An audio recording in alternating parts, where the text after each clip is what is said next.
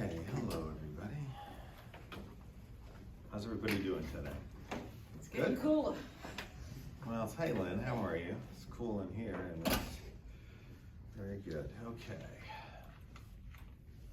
All right, first let me begin by introducing our healthcare team, or at least a part of it. On the far left, your right I guess, is Sarah Rice, who leads our healthcare team as Deputy Chief of the Civil Division and Head of the Public Protection Unit. Next to her is Julia Harvey, who is our healthcare advocate and is steeped in healthcare policy and really helps me really understand things about healthcare that I wouldn't understand otherwise. On this side is Rick Gemma, who was a year ahead of me in law school, which means he's a little bit older than me. So I'm not the oldest person in the office. Makes me feel better. But more importantly, Rick has a wealth of experience in insolvency and bankruptcy. We brought him on board a couple of years ago because, notwithstanding what you might hear elsewhere, Rhode Island is not doing well in healthcare. We are not highly ranked in healthcare. We have significant healthcare challenges. And it was not a surprise to me that we would be having insolvency issues and that we would need someone like Rick on staff to help us navigate them. So we are here today to announce the issuance of our decision today, an amended decision approving the sale of Roger Williams and Fatima hospitals to the Centurion Corporation with the approval, or with the anticipated approval, of the bankruptcy court in Dallas, Texas. We're here today because the conditions of our original decision could not be met by Centurion. Again, that did not come as a shock to me, and perhaps not to others. There has been plenty of speculation in the media and publicly about the ability of Centurion to close this deal and to sell the bonds that they needed to sell to close it. And so what we're going to walk through today is how the conditions have changed, how they have not changed, and the additional protections that I believe we've secured on behalf of the hospitals as a result of the change in financial circumstances that led Centurion to come to us seeking relief from the original conditions. So just to recap how we got here, because this has been a complicated and long journey. So if you go back to December of 2023, that was when this office and RIDO, the Department of Health, deemed the application to transfer Roger Williams and Fatima hospitals away from what I call the mothership, Prospect National in California, to the Centurion Foundation. That application then, as is the state of play today, would change these hospitals from a for-profit status to a non-profit status, which is, in my view, a good thing. In June of last year, a little over a year ago, both this office and the Department of Health issued separate decisions conditionally approving the transaction. These conditions I want to go over now were, for me at least, the most important ones, and it were these financial conditions that I believe and we believe were critical to giving the hospitals an opportunity to move forward without Prospect National. Prospect National was in a bad state in any event. It was important to get these hospitals away from Prospect National. But we believed then, and they were conditions of our decision then, because we believed this was the kind of financial footing that these hospitals needed to get started at a minimum. And so there were really two buckets of funding back then that we focused in on. One was what we referred to as the initial hospital funding. That was $80 million, which Centurion proposed to raise on the bond market. That would give the new hospital system, new charter care, if you will, Roger Williams and Fatima hospitals sort of operating on their own, the cash they would need to operate a hospital system, pay vendors and the like, make capital investments. This was money they needed to come from somewhere, and they proposed to raise it on the bond market. There was a separate hospital fund which would be comprised of $66.8 million.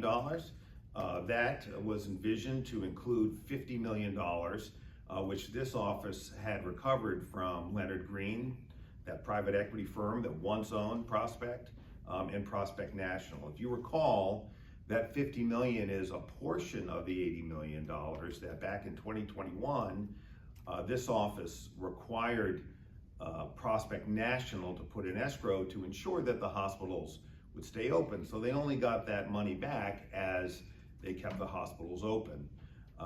Today, with interest, that amount that is remaining is $50 million as a result of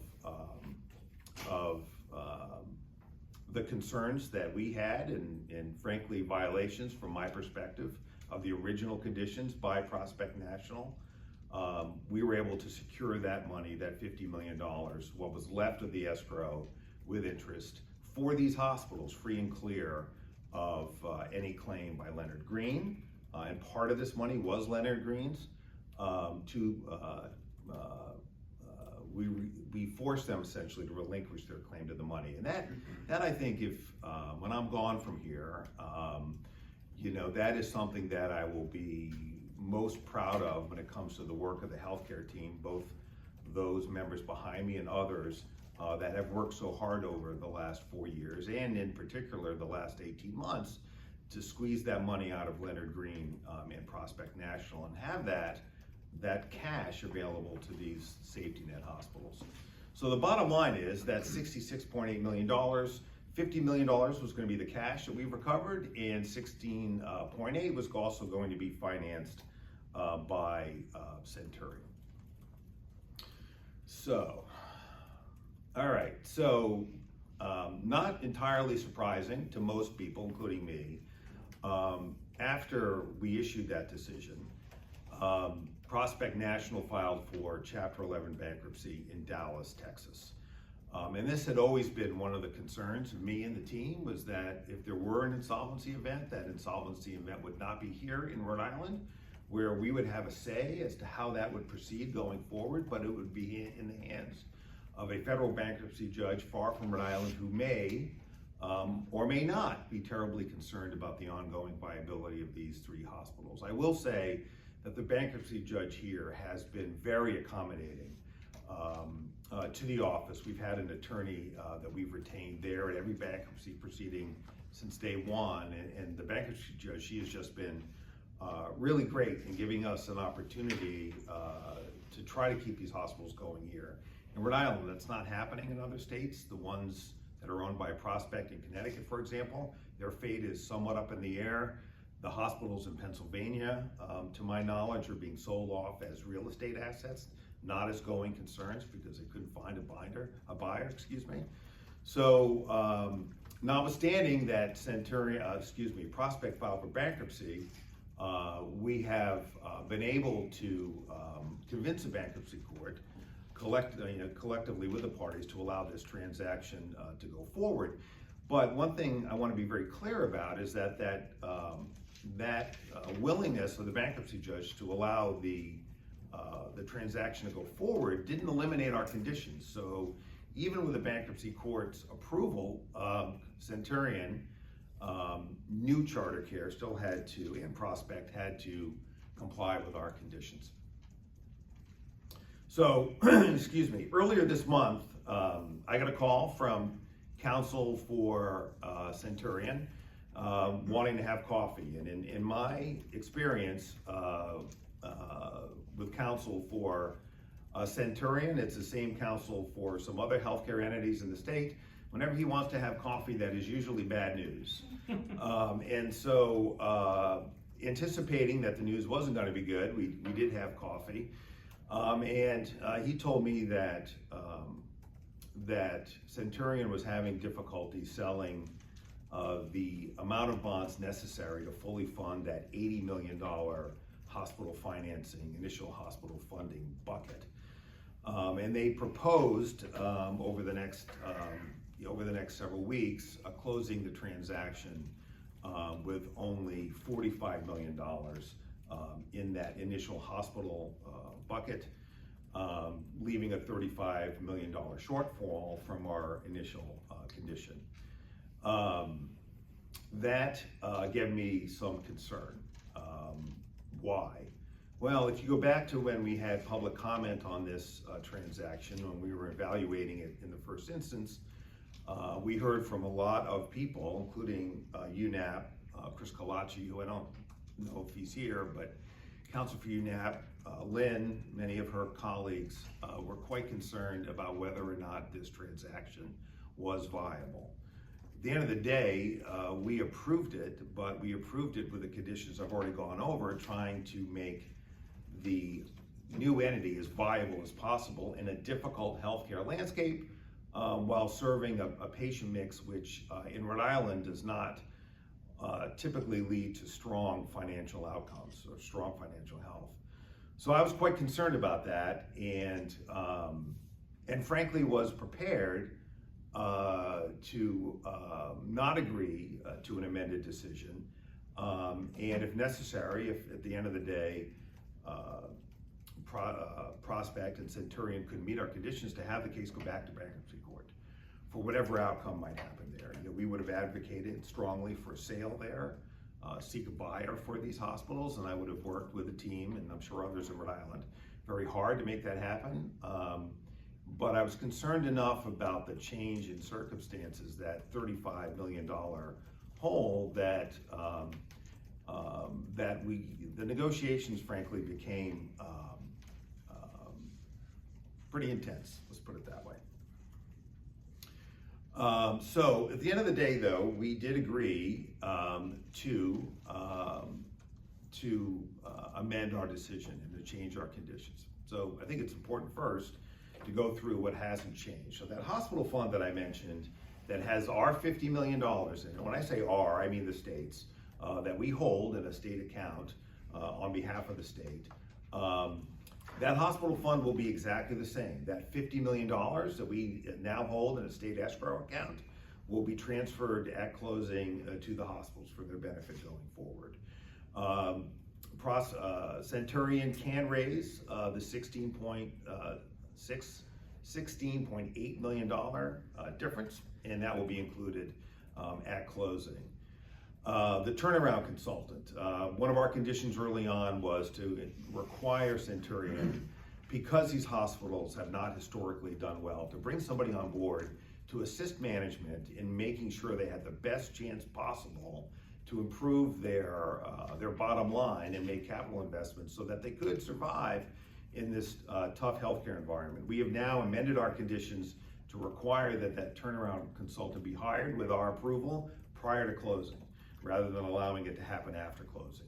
I said to Centurion, you've had enough time to get somebody on board. We want to know who it is and we want to approve it. That's going to happen before closing. So you still need a turnaround consultant. That hasn't changed, but what has changed is they have to do it sooner. All service lines will continue. There will continue to be capital investments, including repairs and upgrades to various parts of the hospitals. And there will continue to be a robust monitoring, reporting, and notice requirements. We're going to know what's going on out there in real time, so that if we see some warning flags, we'll be in a position to respond. What is different? So this is what's different. So we've approved a modified bond financing strategy, which I'll get into, which is responsive to those challenges on the bond market. In exchange, what we insisted on in exchange were 4 new conditions and 9 amended conditions. And what those conditions are allowed to do, frankly, is to give us triggers should these hospitals not do well in the next several months, including outfacing months and years. It will give us sufficient notice to take action, which I'll get into in a little more detail. All right, so let's go through those a little bit here. So what I think will be of most interest, and has been the subject of most talk to date, is that initial hospital funding, the bond financing, which, as I said, there have been some rumblings and some concerns that they would not, that Centurion would not be able to raise it. So we've agreed to lower, as they requested, to lower that amount raised on the bond funding by closing to $45 million. But what we have required them to do within 90 days after the closing, and it will be a violation of our decision and our conditions if they don't do it, is to secure that additional $35 million within 90 days, so that the hospital, the initial hospital funding will be trued up within 90 days of closing. So you might ask, I'll anticipate a question, which is that, okay, if they can't raise it beforehand, why should I be confident they can raise it afterwards? They have given me assurances in writing, and they are assurances that can be relied on in my judgment, that at a minimum they will have what's called PACE funding as a source to fill that $35 million hole. PACE funding has to be used for capital investments that typically involve energy efficiency, but there are lots of ways that money can be used in these hospital systems to increase their energy efficiency, and they go towards this requirement of investing in the hospitals that has had me so concerned. One of the things that I really wanted to do is to make sure that the $50 million that the team worked so hard to squeeze out of Leonard Green and Prospect National, I can tell you they did not give up the $50 million willingly. Most private equity firms tend to take money, they don't tend to give it back. But what was really concerning to me was I didn't want to have the management out there at New Charter Care blow through that money as cash and operating expenses and not invest back in the hospitals. I wanted to make sure that at least $50 million, the $50 million that we've recovered, that I feel like I have the most control over, frankly, would be used to enhance the brick and mortar and equipment of the hospital, so that if we end up in another insolvency situation, at least the hospitals as institutions, as brick and mortar, have been improved. So we haven't blown through 140 some odd million dollars of cash. We haven't made any investments in the hospitals themselves, whether it be equipment or repairs or upgrades. So, as you'll see in our conditions, PACE is a source and a likely source, in my view, of that truing up funding. But if they can raise it from other places, then they are free to do so. As I just mentioned, I've been concerned about investment in the brick and mortar of these hospitals. And so we're requiring within 3 years of closing that Centurion and the New Charter Care system spend at least $50 million on capital expenditures at the hospitals. Back up a little bit. So the decision also, as much as I care about brick and mortar, I care the most about, I think we all do, about patients, providers, and workers. And so what I said to Centurion was, in my negotiations with Mr. Mingle and counsel and bond counsel was, look, the state, through the $50 million that we're effectively transferring to their corporation, we made them stronger. In many ways, the state, not using taxpayer funds, but nevertheless, the state is their biggest investor. And I wanted to make sure that if I saw things going the wrong way out there, that we would be able to step in and take action. As the biggest investor, I felt like we had as much, frankly, more stake in these hospitals than somebody buying a bond through Barclays. So, as I said to them, I don't know that they'll find another single investor that's going to invest $50 million cash in these hospitals. So what we really insisted on was enhanced financial reporting and notice requirements. We wanted to see, proof of their capital expenditures. We wanted written notice of their financing shortfalls, including cash on hand and bond financing. We have the right under our new conditions, under certain circumstances, to retain a consultant to report on their financial and operation state of play. if their days of cash on hand fall below 40. We have the right to put a non-voting representative on their boards if the days cash on hand falls below 30. And so days cash on hand is a sign of financial vulnerability of a hospital system. As I understand it, most of our Rhode Island hospitals are under 100. If we were doing as well in healthcare as some like to think, they would all be well over 100. But they're not, they're 100 or less. So that gives you a sense of where we see things at the beginning or the middle of a downward spiral. We want to be learning about things in real time, and these two conditions will allow us to do that. And the decision also gives us a more robust protection in the event of a bankruptcy or an insolvency. Basically, what I wanted, what I really was looking for in exchange for flexibility on the financing up front was I wanted the ability to petition a receiver here in Rhode Island, if necessary, to reinvent these hospitals, if necessary, here in Rhode Island. I did not want to end up in a bankruptcy court, in a federal bankruptcy court, excuse me, either here in Rhode Island or somewhere else like Dallas. That gives us the least amount of control when we're far afield like this. So what I was looking for was, as a condition of flexibility here, that we had the right, and they would not contest our ability as the state, if we saw things going the wrong way, to petition a superior court here to put them into receivership. That would allow a judge, Judge Stern has served so well in this role in the past, Judge Silverstein before him, in reinventing insolvent hospitals and allowing them to survive. And so that was really important to me and to the team. And so our amended decision provides for it. And this is just a quote from me, so we'll just leave that up there and you're free to read it or not. So that's really where we are today. They couldn't raise the money on the bond market. They wanted relief from that condition.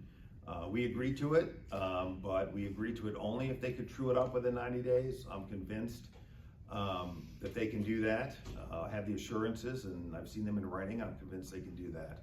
If they don't, they'll be in violation of our decision, and then anything is possible. In return, we have got a commitment for capital expenditures, at least up to the $50 million that we've recovered for these hospitals, and we have the ability to take steps if they begin to spiral downwards. I can't stand here today and tell Rhode Islanders or the workers or the providers that these hospitals will be thriving and robust 18 months from now or 6 months from now. I don't know that. Much will depend on new management, Centurion, the turnaround council, turnaround consultant, to get these hospitals out on their own and thriving. They're going to have to be nimble. It's really hard in Rhode Island to do well as a healthcare system. Recently there was a lot of news about Brown and the maternity ward there. Well, if you look at the numbers, if you talk to people in healthcare, they'll tell you that if you're not having 500 births a year, it's very hard to break even on a maternity operation. We're going to be having fewer births in Rhode Island going forward. That's true of our demographics across the country. So hospital systems are having to make real hard choices because of our unwillingness, frankly, in government to address this head on. And until we do that, we're going to continue to see these issues arising. It's almost like, you solve one problem as it emerges, but then when you do that, another arises. So I don't want to stand here and assure Rhode Islanders and gaslight them and make them believe or have them believe that all the problems have been solved. They haven't. But we have made some steps forward. We're going from a for-profit to a nonprofit status, which is a good thing. The hospitals will stay open. They won't close as they did, or as is happening in Pennsylvania and may happen in part in Connecticut. We have the ability to take steps if they don't improve very, very quickly. And so my hope is that a year from now, somewhere, some of you will be interviewing me about the state of healthcare, and Roger Williams and Fatima won't come up. We spent a lot of time on them over the last 4 years. It was a little ironic to me that I was getting a lot of emails about Newport, which I was sympathetic to and certainly concerned about. But we had 2 hospitals here that frankly could have easily closed. And so service line is important, especially maternity at community hospitals. I was born at South County Hospital. My sons were born at South County Hospital. I know how important that is. But in the scheme of things, when what's top of mind for me is the potential closure of 2 hospitals, we are not in a good place, and we're going to have to continue to work on it. Much work to do ahead. So I'll leave it there and take any questions you have. So I think we're all trying to hear good news on some level, you think, and the changes, and you think you got good conditions, and Centurion thinks this will work. We also hear what a difficult situation these hospitals are already in, what they're going to be in. I mean, when you look at all of this in totality and what's going to happen now that you've made these changes, how likely is it that these hospitals are going to close? Well, they're not going to close right away. We know that. I mean, there's, they'll get the financing they need, and this is what we predicted in our original decision. We predicted, I don't know if it's spelled out in there, but we predicted that with this amount of cash on hand or financing, we believe, I'm going to turn to Julia, we had like a runway of what was it, 18 months or 2 years, and we thought this would give them sufficient. I don't have the exact numbers on hand, but happy to go to the decision and refer back. So my memory was that when I asked the team, if they raise this kind of money with the $50 million, and they do a reasonable job, what's the runway? And my memory is about 18 months. I could be off, and we'll get back to you on that. But I think the broader question is, if you've got, and this has always been the issue here, right? And we've talked about this a million times. If you've got reimbursement rates that are lower than our neighboring states in Medicaid, Medicare, and commercial, if you have a patient mix which is highly Medicaid, 40%, 30 to 40% Medicaid across the entire healthcare landscape of Rhode Island, and these hospitals probably closer to 40%, where the reimbursement for a typical procedure, let's just say it's a $100 procedure reimbursement from Medicare, you're getting $37 from Medicaid and $200 from commercial. Got a lot of Medicaid patients. When you put all that together, that's why the future for any hospital system in Rhode Island is not great unless we change those fundamentals across the board. And we can do it, but we have to be deliberate about it. So steps forward today. I expect the transaction to close. We won't be in bankruptcy court in Dallas. Huge step forward. The financing will be there completely within 90 days. You got $50 million in cash coming from us, which is, these hospitals have no endowment. So that's a step in the right direction. The workforce is great. So the care out there will be terrific. But the finances, the structural finances in the long term are the problem, not just for them, but for everybody. What have they? Let me just go to, I'll come back to it. One second. I'm just confused about one thing here. It says we'll secure up to an additional $35 million. Does that mean there's a possibility it could be less? No, they have to get to $35 million. They've got to chew it up to $80 million. Okay, so that up to, I was just confused why it says. Yeah, it's odd. It's odd lawyer phrasing. Okay, thank you. But they have to bring it up to $80 million, and that's spelled out expressly in the conditions. Thank you. You're welcome, Steve. What have they actually raised so far? I understand that they haven't completed fundraising, but what have they actually had so far? Yeah, I don't know what they have in hand, but I'm told that they can raise what they've represented that they can raise. If they come back a third time, I'm going to be a little unhappy, frankly. Do you know it's been a lot of work to get to this point. Do you know with the decrease to $45 million raised up front when they're expected to close? Well, I believe the original, excuse me, the original anticipated date was by the end of August. That's still my hope. There's still, some steps they got to jump through to do that, but I would hope by end of August, mid-September, and then they can begin to get this thing going. Can you talk a little bit more about, you said the negotiations were quite tense. Can you Intense. talk? Yeah, look, I think,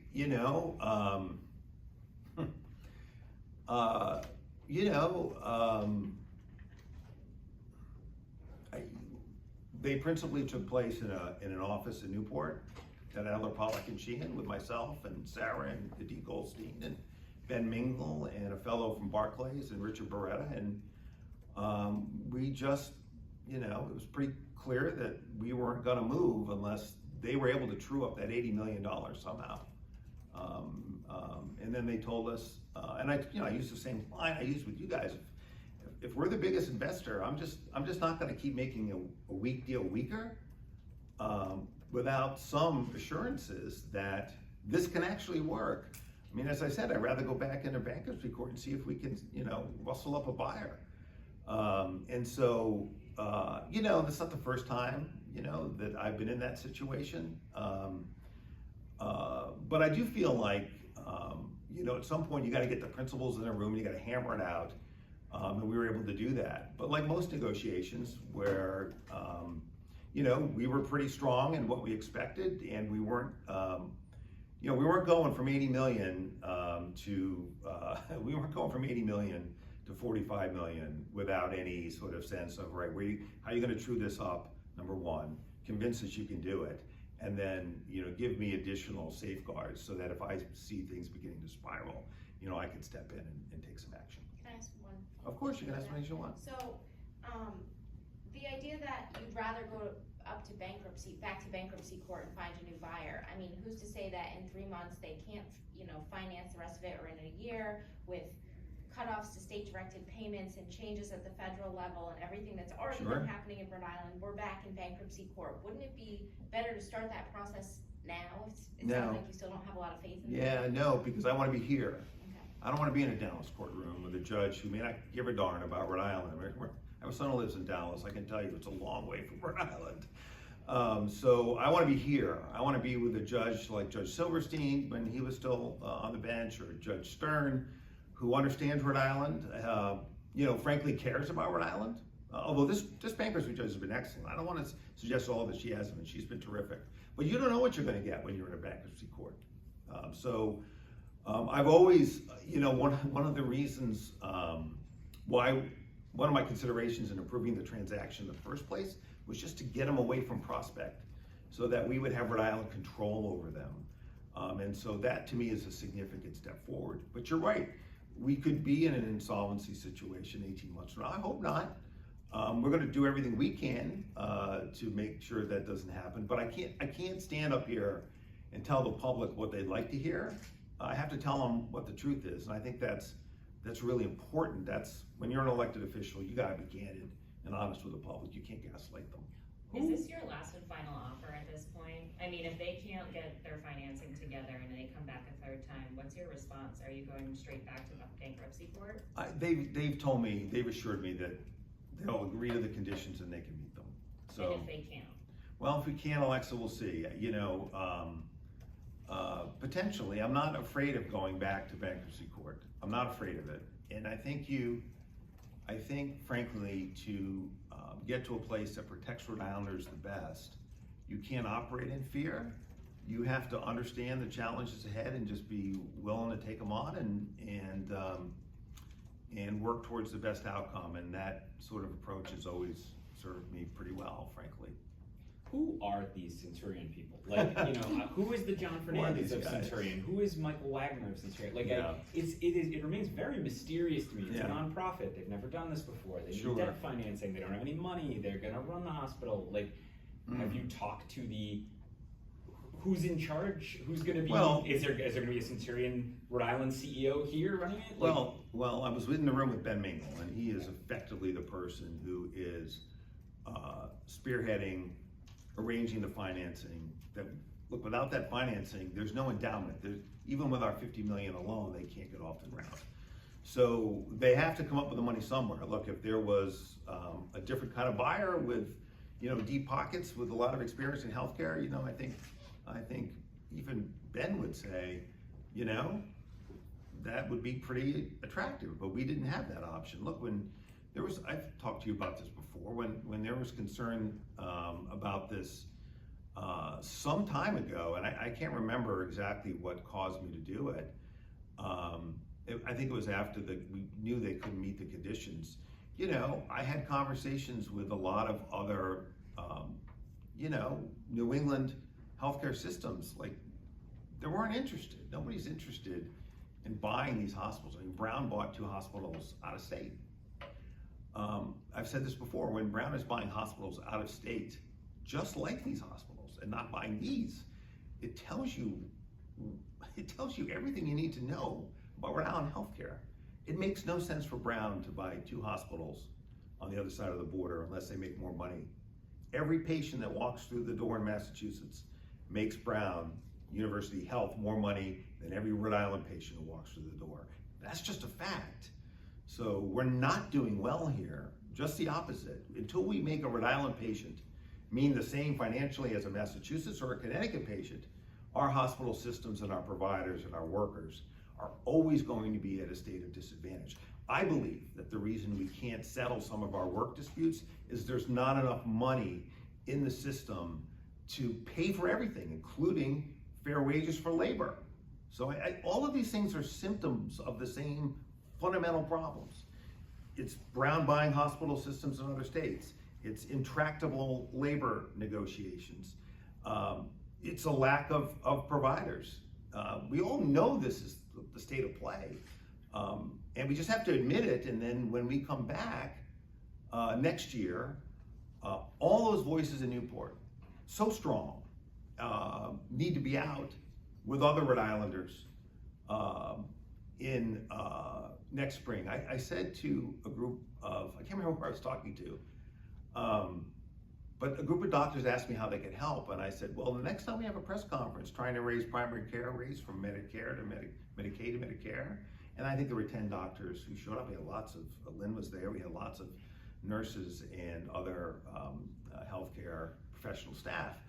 But I need 30 or 40 doctors in white coats with the stethoscopes. Don't show up looking like LL Mean models, you know? Wear the white coats. I think doctors for some reason won't wear the white, my son won't wear the white coat. But that's what Rhode Islanders want to see. That's what's going to message our leaders to say, look, when doctors are there, and not just, our nurses and other professional staff, when they're sending these messages as to why they can't get people to come, look, my neurologist closed his practice. Nobody took it over. There's no neurologist between Westerly and Newport. That's the state of play in Rhode Island. We got to fix it. So, do you expect most of the people running Roger Williams and Fatima day to day right now to be kept in place, and we're just changing I'm sorry, Ted. the corporate the mystery. So Dr. Jeffrey Liebman is going, and his management team are going to continue to operate these hospitals. Ben Mingle will be involved, and his team will be involved. But yeah, it will be a hospital system. There will be a local board. There will be community involvement on that board. All of that is in our decisions.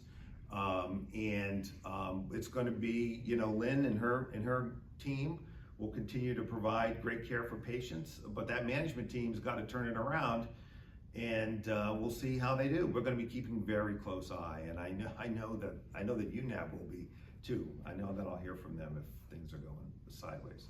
But we're going to be paying close attention. Yeah, Alexa. Yeah. Can you paint a picture of what it's actually like in those hospitals right now? Because over the last few years, while this deal has been ironed out by executives, this office, I mean, there have been surgeries that have had to be rescheduled. In January, Prospect owed $400 million to vendors.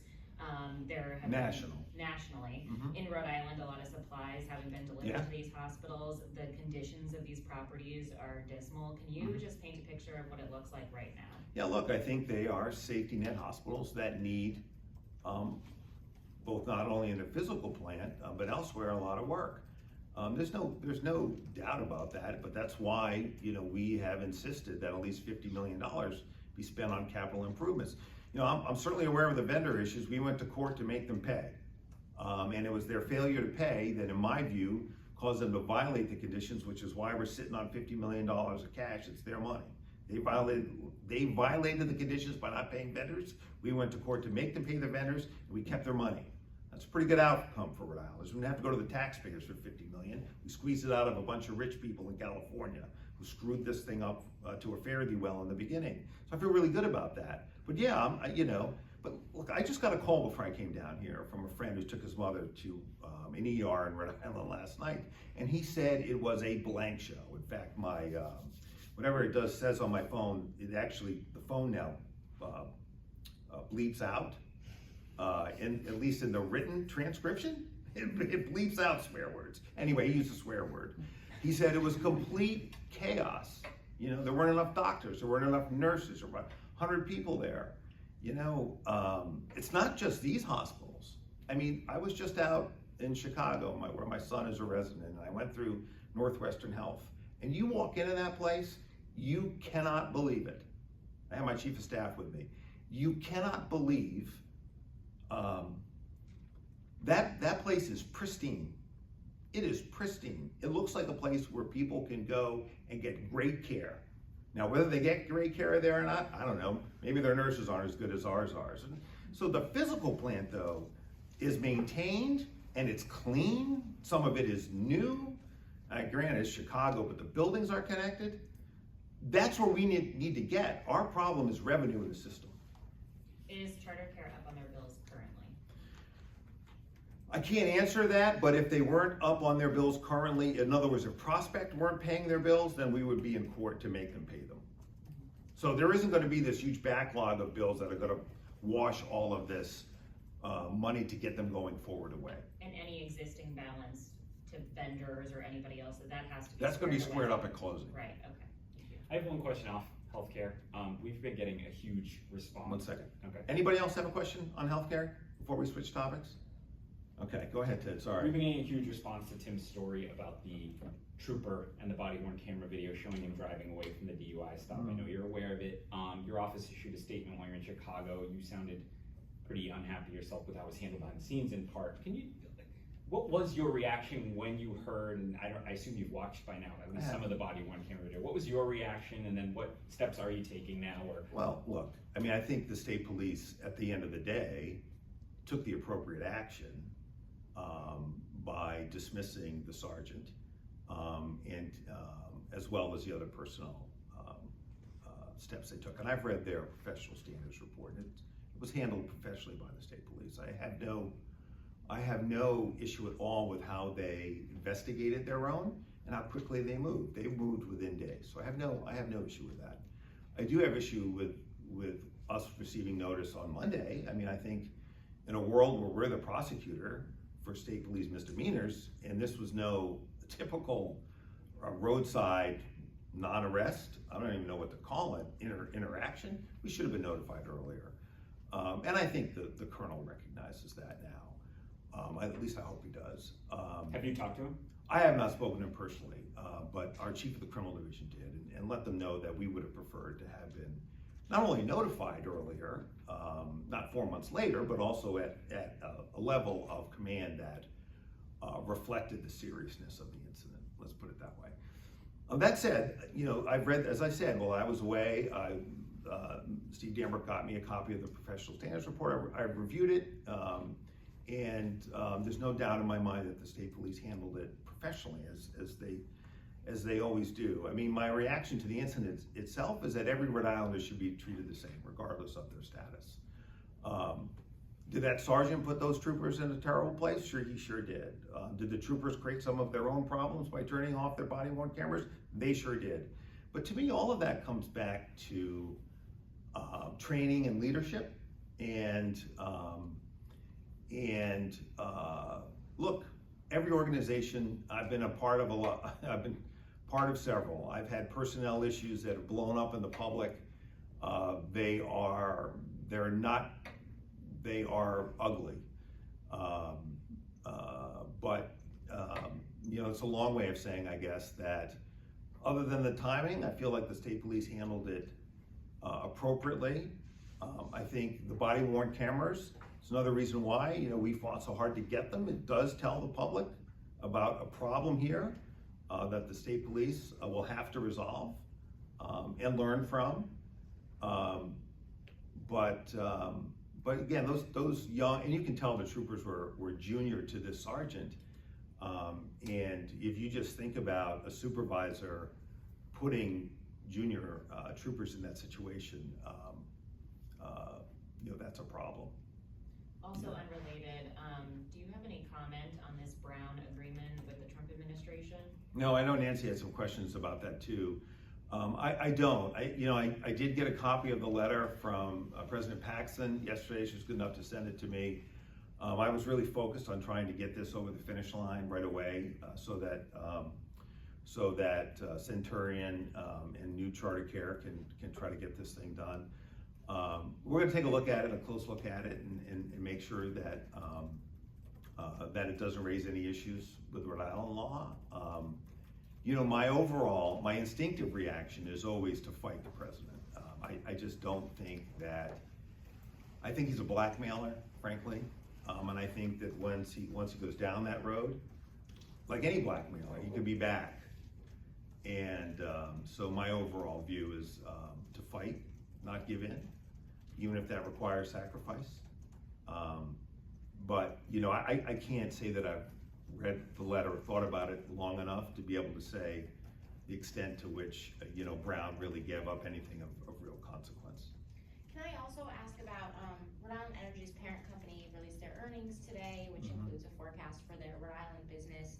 They are projecting to increase their rate base in Rhode Island by $2 billion from $3.8 billion to $5.8 billion over the next 5 years. Next year is the first year they're allowed to start raising rates. They have a huge CapEx forecast. What do you say to that? How are you going to be watching that? Well, we're going to be watching it very carefully, Nancy. One of the reasons they haven't been able to go up in the last 3 years was because of the PPL work that the team. Sarah, were you here for that? I was. So Sarah's very familiar with it, with our energy team. We've been really involved with that. As you remember, we went to court and really turned that around for Rhode Islanders. But at some point the chickens come home to roost, and you can only delay the inevitable for so long. So they're going to be back looking for those increases where they can generate profit. If you remember, there are two sources from which there's distribution, and then there's the other component, acquisition of the energy. They have to pass through the cost. They can't get profit on the acquisition of energy. And actually the way we do it gives us lower rates on that side than Massachusetts, so we do it pretty well there. But it can be painful given where we are.